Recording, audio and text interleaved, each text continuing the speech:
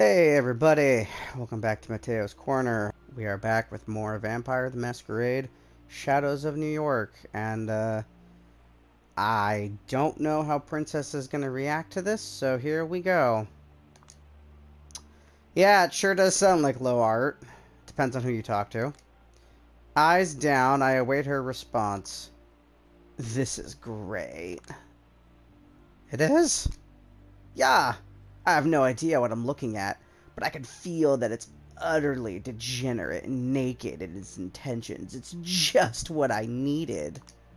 Believe me, I've had more than enough of art trying to dazzle or win me over or be used as a stepping stone in someone's illustrious career. I just want someone to be like, screw it. I don't want to impress anyone. I don't want to get anywhere. I just want to vomit all out of my soul for all the freaks like me to see. I think that in its own way, that might be the ultimate form of art. Julia's just looking at her like, what the hell is wrong with you? So was my debt paid? I suppose. So can I know your name now? Let me think. No. She turns away and disappears into the night. Well, that was an interesting distraction from all the malaise in the city. Suppose it's time to go back to the miserable business I've been saddled with. The time comes for me to meet up with Kadir, and hopefully D'Angelo too. The last person on my list. This better be good. And that is D'Angelo's agency. Looks like a dump. Blech. Perfect for the clan of the hidden. I thought he wasn't hidden. I thought he was missing. And to be honest, I kind of expected the worst. Why would we look for him in the most obvious place? I've been asking around, and I've got a hunch. Just trust it and start looking. Fine. Who is D'Angelo, anyway? He's a good man. A useful man. But it took me time to get used to him. Takes sleuthing very, very seriously. His thing is acting like an, idiosyncratic noir detective. I heard it helps him cope with something, but I never felt comfortable tackling the subject. Doesn't sound too quirky by this city's standards. Wait, what's that? There's a rat on the floor, frozen in an unnatural position. Weird shit. Examine it. Despite my disgust, I picked the rodent up. Now that's what being an investigator's all about. Leave no stone unturned. Shut up. This is so gross. What have you found out? I take a close, hard look at the rat. It's alive, but from what I see, he's just stretching out and, like, grinding his teeth without a care in the world. That's called bruxing. What? When a rat chatters its teeth, that's bruxing. He's not acting panicked or aggressive. I guess he's just happy. I look at its face. I don't know. His eyes keep going out of the socket and going back in. It looks disgusting. Like he's in a lot of pain. So he's boggling. He must be really content. How does he know so much about... Never mind. I'm getting an eerie feeling. This is weird, man. I have a feeling there's a kindred hiding nearby. Weird. My thoughts exactly.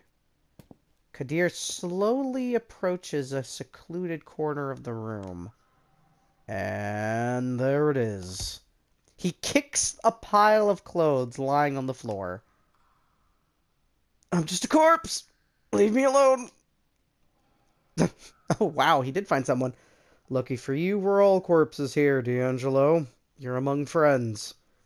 Clumsily, drunkenly, the pile of clothes transforms into an unkempt man who looks like he's suffering from some sort of skin disease.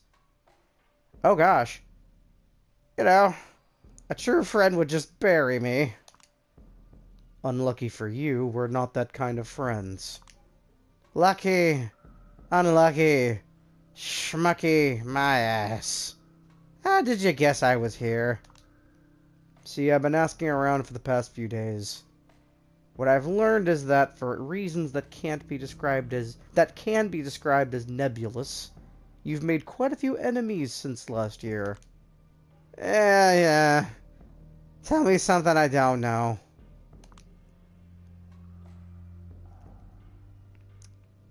And one thing that caught my interest is how everyone has it on good authority that your place was raided a few times without you being found, yet nobody has assumed responsibility for these acts.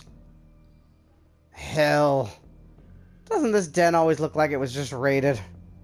Can't blame anyone for making an educated assumption. I had a hunch these might be more than rumors. See, it sure looks like a convenient coincidence when everyone hears something that makes them look the other way, and coincidences are for fools. Well, you've got my number, and you can see my ugly mug right in front of you. So it's no use playing dumb, I suppose. Agreed. You've seriously spent all these weeks holed up in here? Is the hunger not getting to you? Got a lot of critters around this area, and, we've become chums. Some of these rats actually got addicted to the kiss. They come to me every night acting like cokehounds, begging for it. What's the kiss? The fancy romantic word for taking a nice deep drink of mortal blood. Oh, he's been drinking out of rats? Ugh. The recipients usually enjoy it almost as much as the bestowers, though not in the same way. For us, it's sustenance and taking care of a deeply rooted need. Most people I drink from end up dazed, not happy. Ugh, he's been drinking out of rats. Been getting him drunk just to get some rush out of feeding on him. Feels a bit like slathering a horribly burned piece of pizza in ketchup, but in this situation, I'll take what I can get, you dig? It's so gross, I fail to keep my poker face. He notices. So who's the dame? Julia Sawinski, detective investigating Baron Callahan's death. He raises his head for a short while to stare in Kadir's eyes and treat him with a vulgar snicker. Phooey. So somebody's finally put the old man on ice. Whoever did it did the world a huge favor. Absolutely. But I got orders to establish who that was, and I've been stumbling in the dark for the past few days. We need your help. I'll be damned. Your sleuth skills must really not be up to par if you're begging a bum for help. Have some dignity. It's not an unusual case. Not exactly... Have some dignity, man. He's just so sorry to look at. Dignity? Spare me, kiddo. I've got all the dignity I need, right? Ah, shit. He accidentally lets a metal flask in his hand slip out and fall to the floor, then struggles to pick it up. Kadir can't bear to watch. God, what happened to you, Gianni? I've never seen you this low before. Stress-related disorders causing a disruption in my routine, is what I think a shrink would say. Happens when a lot of shady folks are to put a stake through your chest. Help us out. Tell us what you know, and we might be able to help you in return. Yeah, respect where it's due, miss. But I think it's going to be the other way around. I ain't telling the two of you shit. Pardon my French. Until I know I can count on some protection. Gianni. Don't you Gianni me, Kadir al-Azmai. I know your level, but I also know that your honor is one of the few things you care about. You want me to endanger myself. You put it on the line for me. And that's that. You either promise to extend your protection of me, or the moment you step away from here, I sneak away into the sewers, and that's the last time you'll ever see me.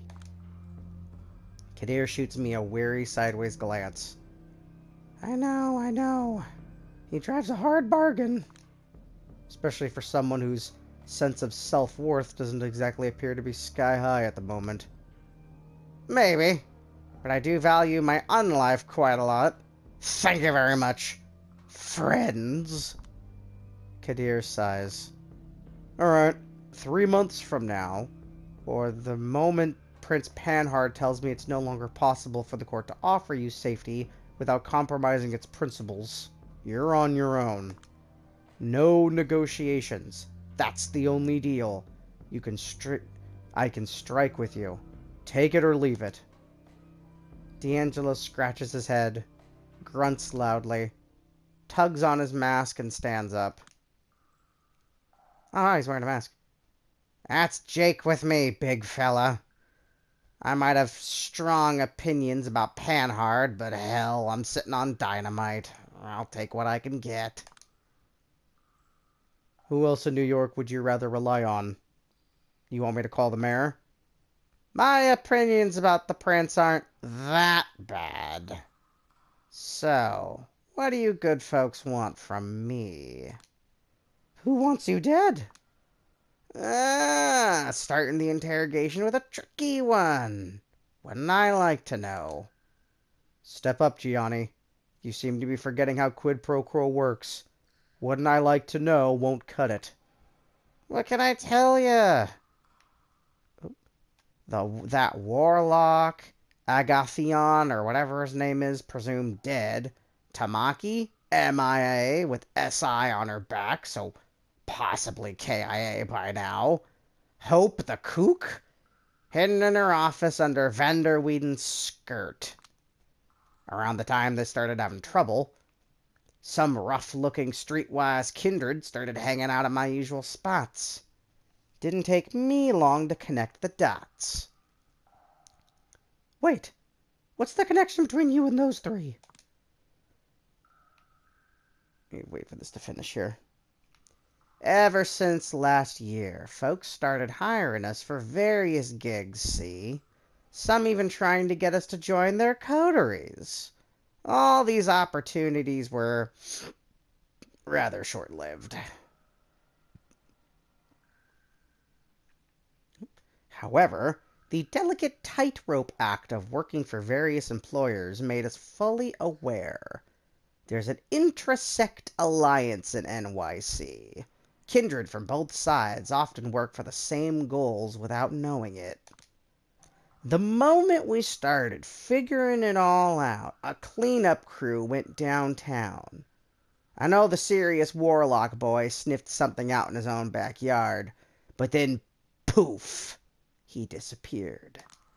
Then, I lost all contact with Hope and Tamika and went AWOL. Hope they're doing fine, and they didn't snitch on me to anybody. They are, and they didn't even tell me you guys knew each other, so I think you're safe. Huh? Wait a second. Why are you milking me for intel, kiddo? I found a list of 4 names on Callahan's remains. You can probably guess what they were. I get the picture, yeah. Christ almighty. I've heard it was just a list of freelancers, potential associates, probably prepared by Kadir Vander Whedon. Or Carter. This is all getting very intriguing now, because so let's finish what he says first, and then I'll say what I have to say. My money's on him being involved, but I smell bullshit. You got any idea who might have done the boss in? Any more clues? Not at all. That's where we want you to come in, friend. Investigate the murder scene the only way you know how. Tell us what you think. Guide Julie in the proper direction. Alright, so let's go over really quick what we know, right? So first off, all these people know each other. I'm assuming that this has to do with Coteries of New York, right? The one that came out before this one. I don't know why, but I have a hunch that these two stories are connected somehow. So D'Angelo, Hope, that guy Agathon, and Tamika. Tamika, we know, used to be with the one, Torque. And Torque, I guess, is a big shot kind of guy, right? He is now the Baron of New York City because Callahan's gone, right? So, who would benefit from Callahan being dead? Well, a lot of people would benefit from Callahan being dead, right? A lot of people would sit there and assume that him being out of the picture would help a lot of people, would help their stuff out. I kind of think everybody's in on this, right? Because nobody liked Callahan. Nobody liked doing business with him. No one really liked him. And then all of a sudden he's dead, and no one supposedly knows who did it. The guy with the glasses that works with the prince, he's a prime suspect too, because he knows shit that he knows some shit, right? The prince, I don't know, only because it's the prince, but I wouldn't be surprised if the prince had something to do with this too. Um, yeah, this is getting crazy. I really don't know who to suspect as the potential, like, um, you know, person. I really don't know. Sure, whatever. I will try my best, kiddo. Lead the way. I'll drive you there, or at least as close as possible. Wouldn't be welcome that deep in Anarch territory. Just clean yourself up a bit, Gianni. I just had my upholstery cleaned earlier this week. Back in the car. After dropping us off at the same place Catherine first introduced me to Mia, Kadir quickly drives away. Here we are. Swell. A classic closed room mystery. Let me take a look. He starts walking around the office, carefully taking in every element. So you're saying you're basically a nobody, but you can simply call Catherine Weiss and have her open sesame and in our crib for you. Pfft. Dunno. Sure sounds like somebody to me. Don't misunderstand. I only met her during the course of this investigation. Everyone's basically been treating me like dirt wherever I go, and I'm only acknowledged enough to legitimize this sham. Lord Castlereagh. Now that was an abrupt interruption. I was busy sharing, damn it. Excuse me? He's pointing at the painting of the man overseeing this entire office. I met Murder on the way. He had a mask like Castlereagh. Very smoothed he looked, yet grim. 7 bloodhounds followed him. He seems to have completely switched his modus operandi upon seeing the murder scene. Oh, there's a ghost! There's another ghost. I saw it. By the painting. By the painting. If you look at the painting. Wait, let's see if it'll show up again. Please show up again. I'm not crazy. I saw it out of the corner of my... Oh, there's another one by the window. Okay. Yeah. Oh, maybe it was by the window. Maybe that was... Oh, no. There he is.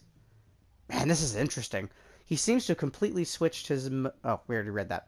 He's in his own little world, and his behavior has become more machine-like. Erratic. I, still don't follow. I never knew the old Irish coot was into the Napoleonic era. But then again, I have no idea about his exact age, of course. So maybe that's when he lived, or was born. Anywho. Pay minimal attention to me, all right? Who am I looking at here? Right. That's one Lord Castlereagh, born as Robert Stewart, British Secretary of State for Foreign Affairs at the beginning of the 18th century. Incredibly influential. Incredibly hated.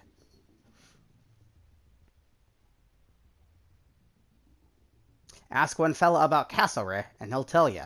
He was the man who destroyed Napoleon for good. The man who shaped British politics for ages. The man who built foundations for European unity at Vienna. Ask another fella, and he'll tell you he was the man who destroyed the Irish Parliament. The man who cracked down on any possibility of reform, and then supported the cavalry massacring peaceful protesters. He's spouting these facts like a computer. Is that the hint of a detective's photographic memory? I have to say, it's downright perverted for an Irishman to put up Castlereagh's portrait in his office. Definite proof that our victim was sick in the head. As if we needed more evidence there.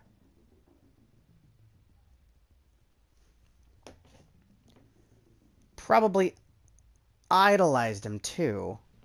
Maybe identified with him, even. Yeah, that's possible. Callahan and his ilk adore these jagoffs who strive to reach across the aisle and achieve hard compromises. Too bad nobody else ever remembers them well. I feel like I should say something. I've got this nagging feeling in the back of my mind.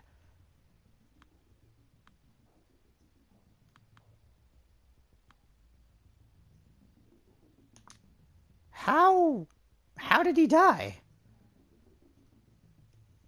Committed suicide in the 1820s. Family took every sharp item away from him, but he was well dedicated. Why did he do it?